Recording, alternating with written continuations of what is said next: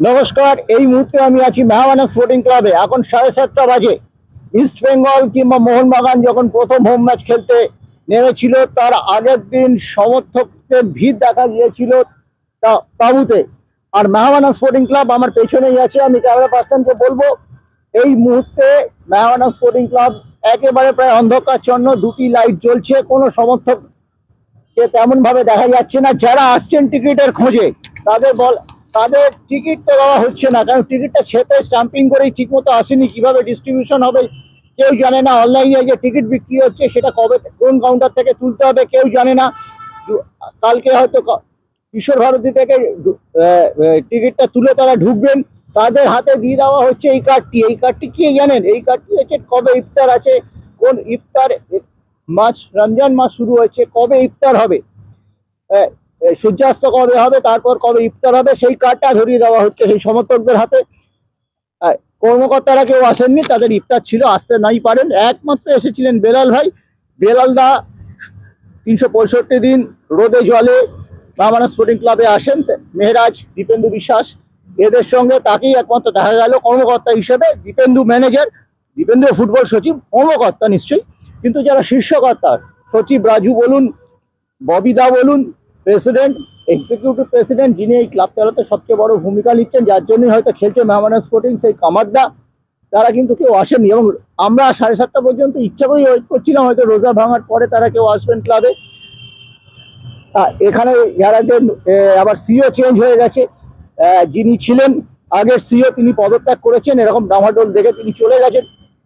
তার জায়গায় নির্মল সরকার বলে একজন এসছেন, তার সঙ্গে যোগাযোগ করা হলে তিনি কিছুই বলতে পারছেন না, কি ব্যাপার না ব্যাপার। যাকে এখানে কিডস গোছানো হচ্ছে একটা হোটেল, সার্কাসের কাছে একটা হোটেলে আছে, সেই হোটেল থেকে তারা খেলতে যাবে মেহমানা স্পোর্টিং ক্লাব। মেয়েরা চেষ্টা করছেন তার ইয়াং ব্রিগেড নিয়ে, কিন্তু সেখানে কোনো বিদেশি খেলোয়াড় নেই। এফসি গোয়া ইন্টারকাশির বিরুদ্ধে প্রথম ম্যাচ ড্র করেছে, কিন্তু আগামীকাল এফসি গোয়া আরো ক্ষুধার্ত থাকবে গোল করার জন্য। একদম তরুণদের নিয়ে টিম, সেই টিম নিয়ে মেহরাজের দল কতটা লড়বে।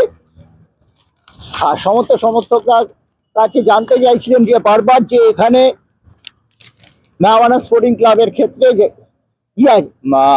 অবনমন আছে কিনা। ইন্ডিয়ান সুপার লিগে অবশ্যই অবনমন আছে, এবং মেহমানা স্পোর্টিং এবং উড়িষ্যার সঙ্গেই লড়াই। উড়িষ্যা সবে প্র্যাকটিস শুরু করেছে, তবুও তারা বিদেশি নিয়েছে। মেহমানা স্পোর্টিং একেবারে সজল বাগের মতো প্লেয়ার আছে, বেশ কিছু তরুণ মুখ আছে, কোহলি আছে, এরা নিশ্চয়ই তরুণ সম্ভাবনাময় খেলোয়াড়। এস ভট্টাচার্য গোলে খেলবেন, প্রথম বাহাদুরও আছেন গোলকিপার হিসেবে। কিন্তু ব্যাপারটা হচ্ছে এই দলটাকে একসাথে গেথে পুরো 13টা ম্যাচ ফোকাস রাখা, এবং মেয়েরা চেষ্টা করবেন যত সংখ্যক কম গোলে হারা যায়। তাদের অবনমনের লড়াইয়ে মেহমানান থাকবে, এবং তাদের প্রতিপক্ষ উড়িষ্যা এফসি। এখানে জুনিয়র লেভেলে আন্ডার 14 আই লিগ খেলতে নেমে চরম উপহাসের পাত্র হয়েছে মেহমানা স্পোর্টিং। 75টা গোল খেয়েছে 5টা ম্যাচে। মোহনবাগান তাদের 23-0 গোলে হারিয়ে দিয়েছিল। তারা দল আর নামাবে না বলেই শোনা যাচ্ছে। সব মিলিয়ে একটা ডামাডোলের মধ্যে প্রথম হোম ম্যাচ কিশোর ভারতী স্টেডিয়ামে এফসি গোয়ার বিরুদ্ধে 7:30টার সময় খেলতে চাইছি। অনেক ঘটনার সাক্ষী হবে, এবং এফসি গোয়া কতটা চ্যালেঞ্জ জানাবে মোহনবাগান ইস্টবেঙ্গলকে খেতাবি লড়াইয়ে, সেটাও কিন্তু এই ম্যাচে আমরা দেখে নেব। আমাদের ফোকাসটা ওই দিকেই থাকবে।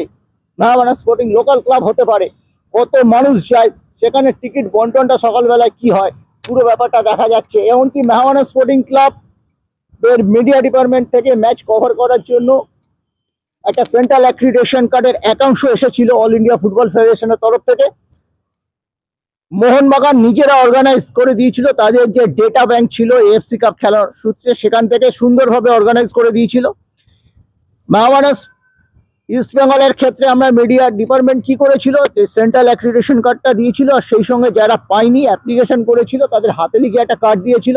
মেহমানের মিডিয়া ম্যানেজার পুরো দায়িত্ব থেকে সরে যাচ্ছেন, কোনো দায়িত্ব তিনি নেবেন না। তিনি বলছেন ওই সেন্ট্রাল অ্যাক্রিডিটেশন কার্ড যারা আছে তারাই মাঠে যাবেন, তাদের খরচাটাও কম হবে।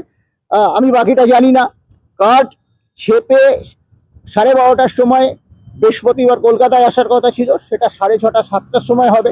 সেই কার্ড এসে যে সেন্ট্রাল অ্যাক্রিডিটেশন কার্ড সেকেন্ড লটে যাদের হয়েছে, সেটা কে দেবে? মেহমানান দেবে না ইস্টবেঙ্গল ক্লাব তার 2 নম্বর ম্যাচের আগে দেবে? সেটাও এই মুহূর্তে ক্লিয়ার নয়। সব মিলিয়ে সেকেন্ড লটে যারা অ্যাক্রিডিটেড জার্নালিস্ট হিসেবে প্রচুর মানুষ করেছিলেন, কলকাতার ফুটবল সাংবাদিকরাই কিন্তু বাঁচিয়ে রেখেছেন।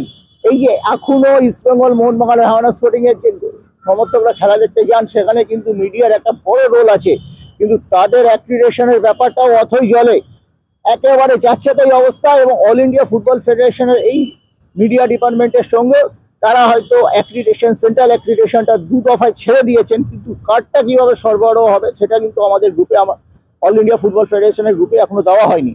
সব মিলিয়ে কিন্তু চরম ডামাডোলের মধ্যেই প্রথম ম্যাচ খেলতে নামছে মেহমানান। মাঠে কতজন কর্মকর্তা থাকেন, সেই ববি আমিরুদ্দিন ববি মহান কর্মকর্তা মেহমানানের, তিনি থাকেন কিনা, কামারদা হয়তো যাবেন, বেলাল যান, দীপেন্দু বিশ্বাস থাকবেন, সেক্রেটারি রাজু, তাকে অনেকদিন এই টেন্টে দেখা যায় না, তিনি থাকবেন কিনা, সব দিকে আমাদের নজর থাকবে। এবং রুস্তম ভাই গ্রাউন্ড সেক্রেটারি নিজের মাঠে প্র্যাকটিস করলো মেহমানান, তাকেও কিন্তু এদিন দেখা যায়নি।